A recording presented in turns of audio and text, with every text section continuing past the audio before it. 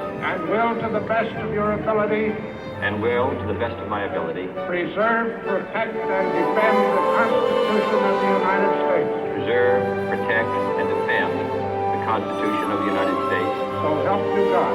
So help me God.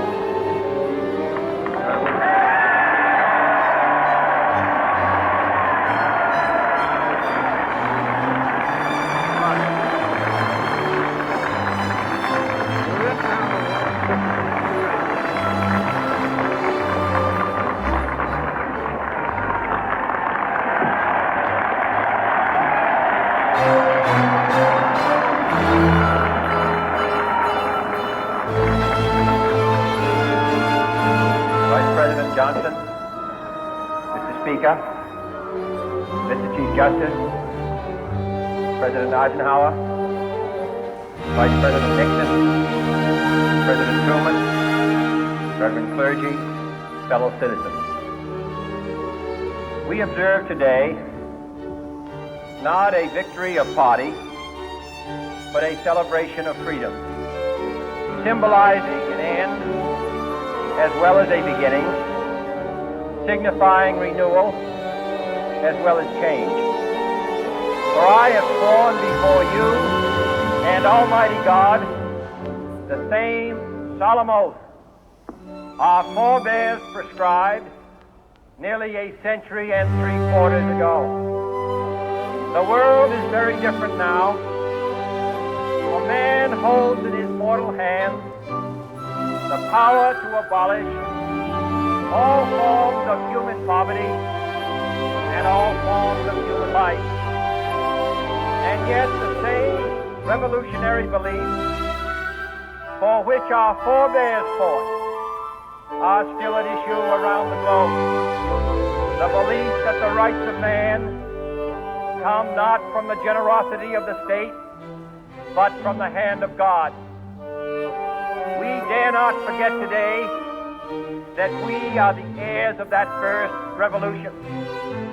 Let the word go forth from this time and place to friend and foe alike that the torch has been passed to a new generation of Americans born in this century, tempered by war, disciplined by a hard and bitter peace, proud of our ancient heritage, and unwilling to witness or permit the slow undoing of those human rights to which this nation has always been committed and to which we are committed today at home and around the world.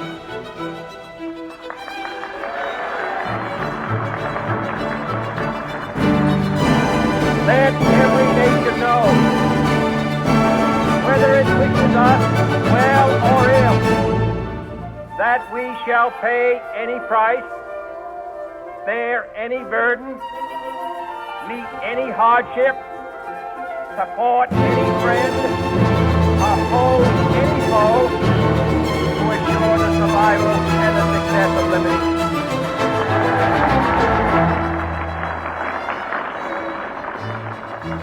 This much we pledge and more. To those old allies whose cultural and spiritual origins we share, we pledge the loyalty of faithful friends. United, there is little we cannot do in a host of cooperative ventures. Divided, there is little we can do, for we dare not meet a powerful challenge at odds and split asunder. To those new states whom we welcome to the ranks of the free, we pledge our word that one form of colonial control shall not have passed away, merely to be replaced by a far more iron tyranny. We shall not always expect to find them supporting our view, but we shall always hope to find them strongly supporting their own freedom, and to remember that in the past, those who foolishly sought power by riding the back of the tiger ended up inside.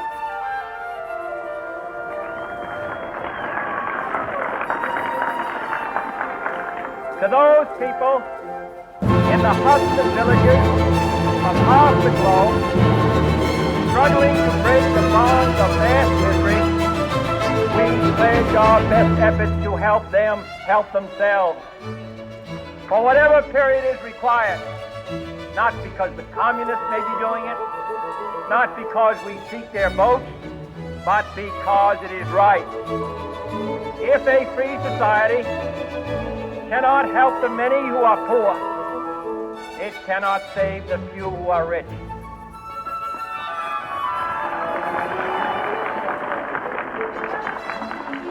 To our sister republic, south of our border, we offer a second pledge to convert our good words into good deeds.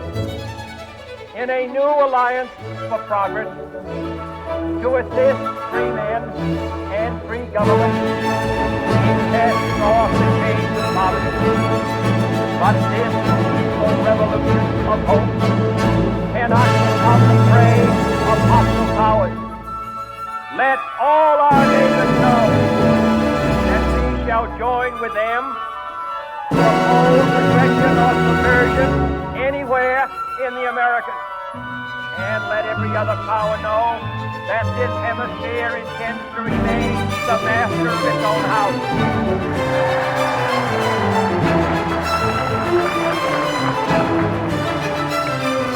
To that World Assembly of Sovereign States, the United Nations, our last best hope, in an age where the instruments of war have far outpaced the instruments of peace, we renew our pledge of support to prevent it from becoming merely a forum for invective, to strengthen its shield of the new and the weak, and to enlarge the area in which its spread may run.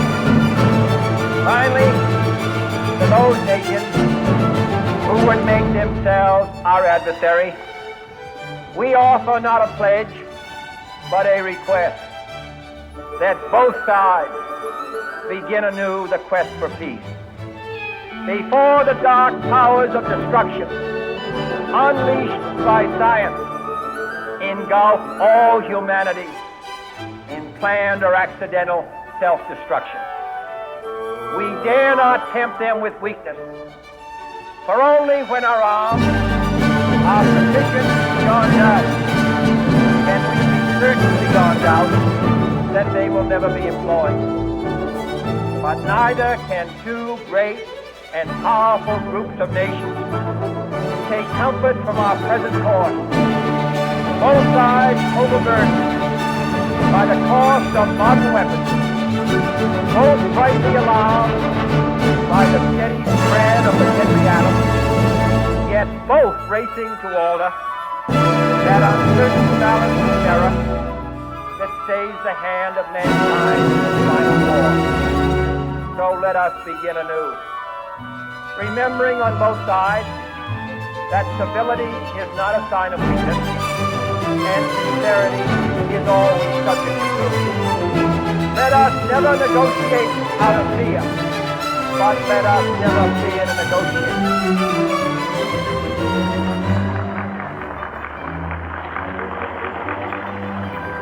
Let both sides explore what problems unite us, instead of belaboring those problems which divide us.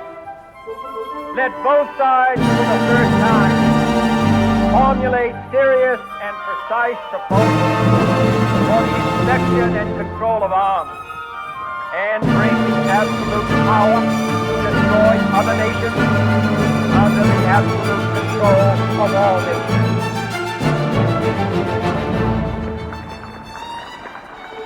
Let both sides seek to invoke the wonders of science instead of its terrors. Together, let us explore the stars, conquer the deserts, eradicate disease, tap the ocean depths, and encourage the arts and commerce. Let both sides unite to heed in all corners of the earth the command of Isaiah to undo the heavy burden and let the oppressed go free.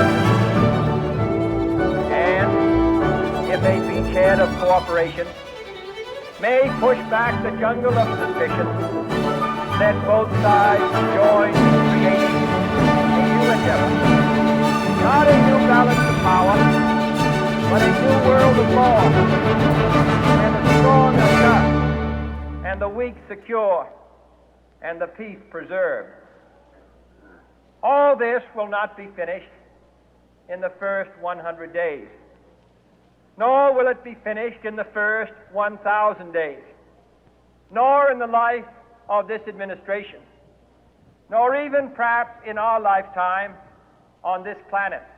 But let us begin.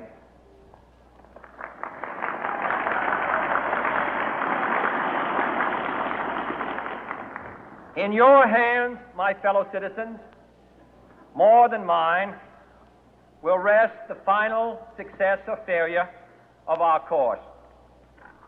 Since this country was founded, each generation of Americans has been summoned to give testimony to its national loyalty. The graves of young Americans who answered the call to service surround the globe. Now the trumpet summons us again, not as a call to bear arms, though arms we need, not as a call to battle, though in battle we are, but a call to bear the burden of a long twilight struggle, year in and year out, rejoicing in hope, patient in tribulation, a struggle against the common enemies of man, tyranny, poverty, disease, and war itself. Can we forge against these enemies a grand and global alliance, north and south, east and west, that can assure a more fruitful life for all mankind? Will you join in that historic effort?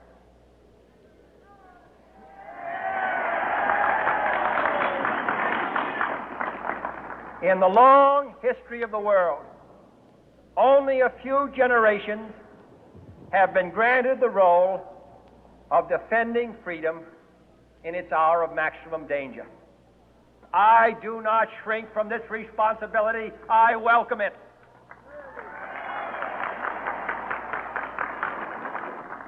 I do not believe that any of us would exchange places with any other people or any other generation. The energy, the faith, the devotion which we bring to this endeavor will light our country and all who serve it. And the glow from that fire can truly light the world. And so, my fellow Americans, ask not what your country can do for you, ask what you can do for your country.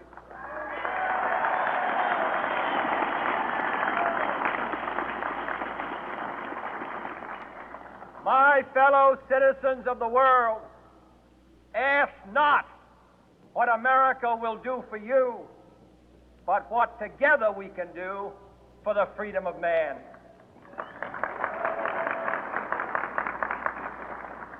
Finally, whether you are citizens of America or citizens of the world, ask of us here the same high standards of strength and sacrifice which we ask of you.